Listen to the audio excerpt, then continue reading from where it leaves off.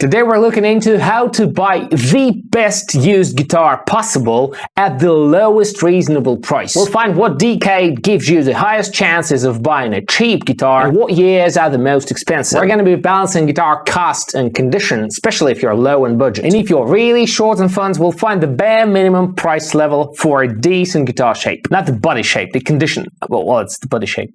Okay. And we'll see if it makes any sense waiting till the price drops. And by the way, I'm Vadusha and I'm the greatest expert in guitars, statistics, and data science in the entire world, and maybe even on YouTube. We already know what guitar brands do with the pricing. Let's investigate the temporal characteristics like year of manufacture or the age of the guitar. We've already done the analysis of guitar brands. See previous videos if you haven't seen them. The link to the playlist is in the description. Next one up is the question, are newer guitars in better shape than older guitars? The gut is telling me yes, they are. Why not? There's no reason older guitars could be in better shape than the newer ones. The longer the guitar lives, the more it degrades. Entropy. Then we'll see if older guitars are generally more expensive, and we'll find the most expensive and the cheapest decade. Conditions. Scatter plotting. The thing, this is the condition rank where 5 is very good, 6 is excellent, and 7 is mint. 8 is B stock. So we're bulking around good and very good and excellent, but we don't really see any meaningful things here. That's because the condition parameter is discrete. It's never 4.5 or 5.2. It's always an even number like 4, 5, 6, 7. In this case, we'll better build a bar chart with margins. And we get this kind of a distribution with condition generally degrading with age. So the higher the age, the worse the condition. Clearly see the pattern there. You don't get many B-stock guitars that are old. Now let's see if age affects the price. Scatter plotting, here's the age, here's the price. I don't really see any patterns. Let's zoom in on the bulk of the data.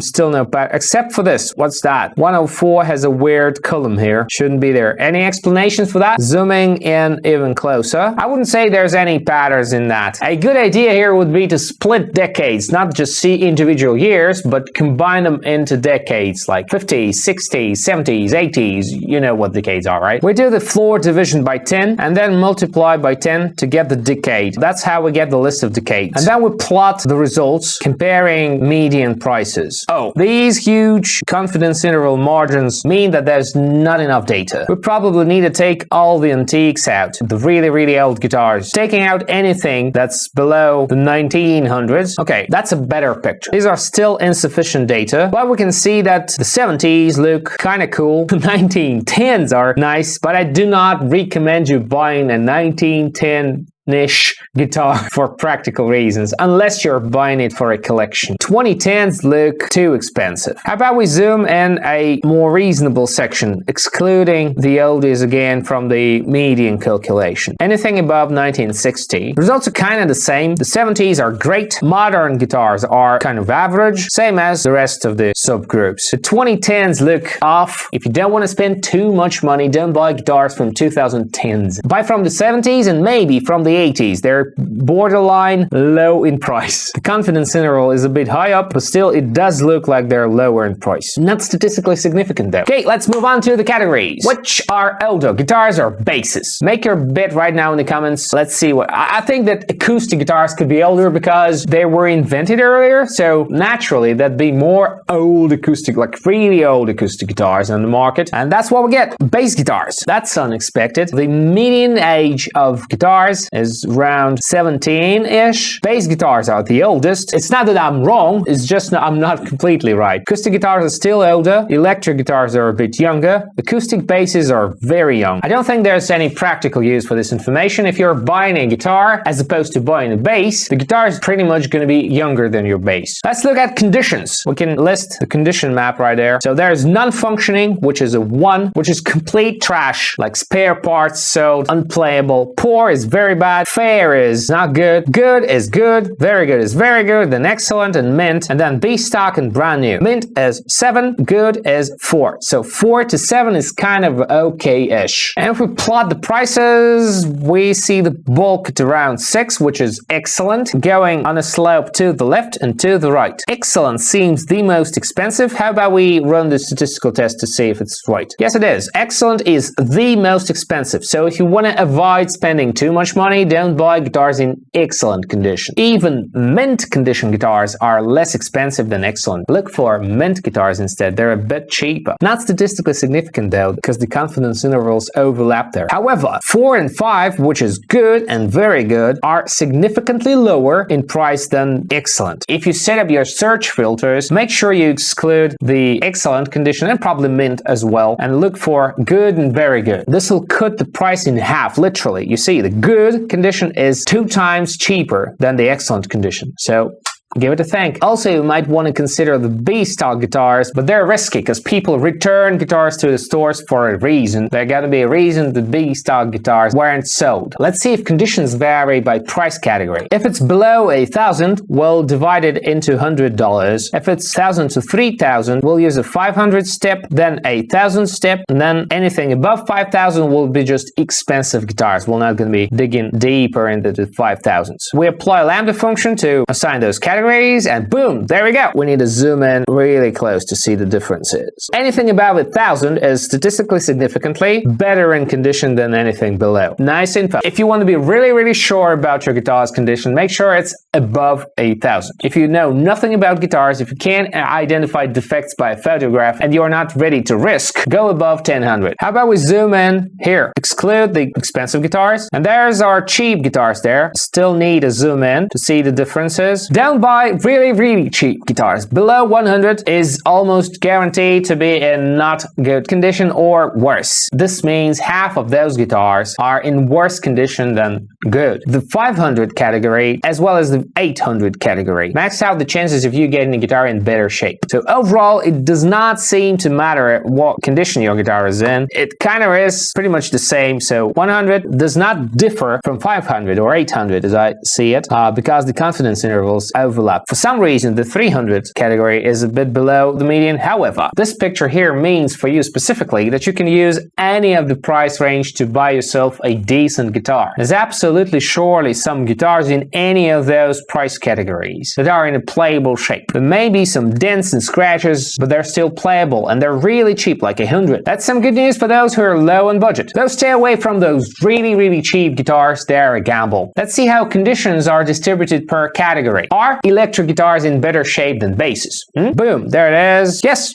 they are. For some reason, electric guitars are in better shape than bass guitars, which seems reasonable because basses are statistically older than electric guitars. So the older the guitar gets, the worse the shape. So it kind of makes sense altogether. And acoustic guitars are in slightly worse shape than electric guitars, which makes no sense to me because acoustic guitars are more fragile. It's easier to break an acoustic guitar. So there gotta be more acoustic guitars in non-playable, the non-functioning state. On to the price. We've already seen the price by make. We got the list and I'll remind you of the list in the end of this video. We've already seen prices by years. Let's compare title lengths. If longer titles mean more expensive guitars or not, who knows? Or if longer descriptions in any way affect the price. And of course, we'll find out if basses are cheaper than guitars or not. Who knows? The questions nobody's asking. Right, so title and description length.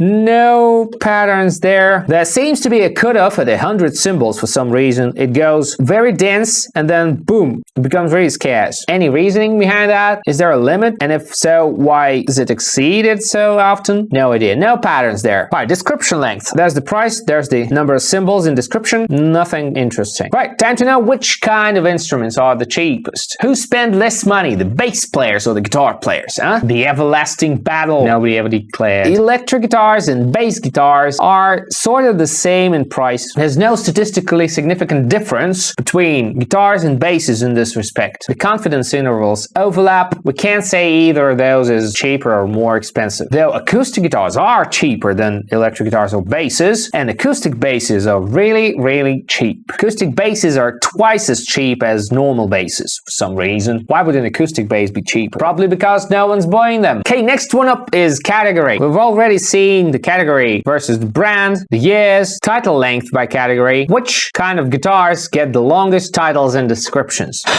This one's fun.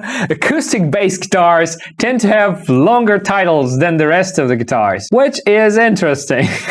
Acoustic guitars have the shortest titles, but acoustic basses have way longer titles than electric guitars and bass guitars. Probably because it's harder to sell sell an acoustic bass because nobody needs an acoustic bass, and rightfully so. What about descriptions? It does look like people selling the acoustic basses write all the information they need in the title and have shorter descriptions because everything's in the title, I guess. Probably you could use both the title length and the description length to distinguish between what kind of guitar it is if you wanted to automate the categorization. You could teach an algorithm to use this data to predict what kind of guitar it is based on title length and description length. But we're not doing this in this research, so whatever. We're predicting the price later on, not the guitar category. Okay, so listing age. It's not the guitar age, it's the listing age. How long the listing has been up on the website. My guess is the longer the listing stays up, the cheaper the guitar gets, because nobody's buying it and you reduce the price to find a supply and demand balance. That is how markets work. So, not as fun as I thought it would be. I colored this by the price category, and if we zoom in on the meaningful categories, we can't really say that price goes down. Well, it kind of does, but it stays pretty dense in the first year, and then it kind of dilutes in the second year. These are days. It looks like there's no reason waiting for the price to drop unless you're a collector and you have several years, like 3 or more years. Let's summarize the entire exploratory analysis, because I had promised you some actionable, practical advice. So go with these brands if you want to find a guitar in the best condition possible. These brands maximize the chances of you finding a better condition guitar. Also, different guitar brands have different median ages. If you're looking for a specific brand, you might want to keep that in consideration. Like Yamaha's Innovations are over 30 years old on average. That's old, and you remember, the older the guitar gets, the worse the condition, so keep that in mind. But if you know nothing about the guitars, if you don't know what the conditions are, what the brands are, stick to Fender or Ibanez, because these two brands produce anything and their conditions and pricing are reasonable. So if you're a complete noob, stick to Fender and Ibanez, that's a safe choice. If you want to go cheaper, these brands are for you. If price is not a problem to you, look into these brands. Also note that Sire and Tekkamine appear on both cheapest and best condition lists, so these brands may be a good choice if you want to optimize the budget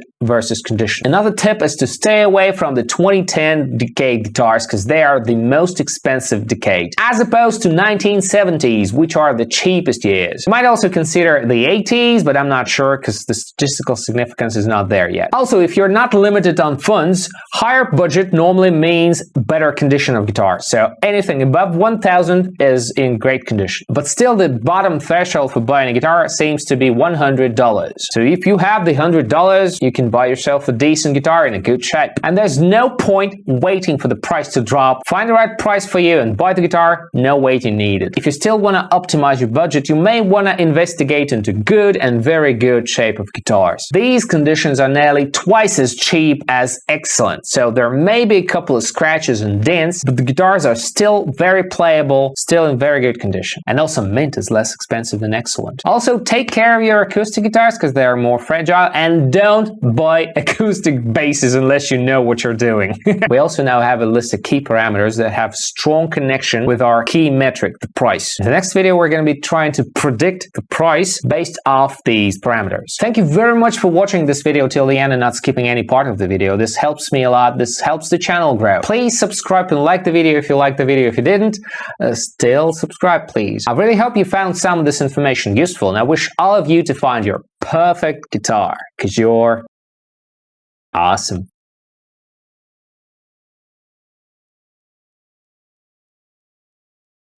Yes, you are.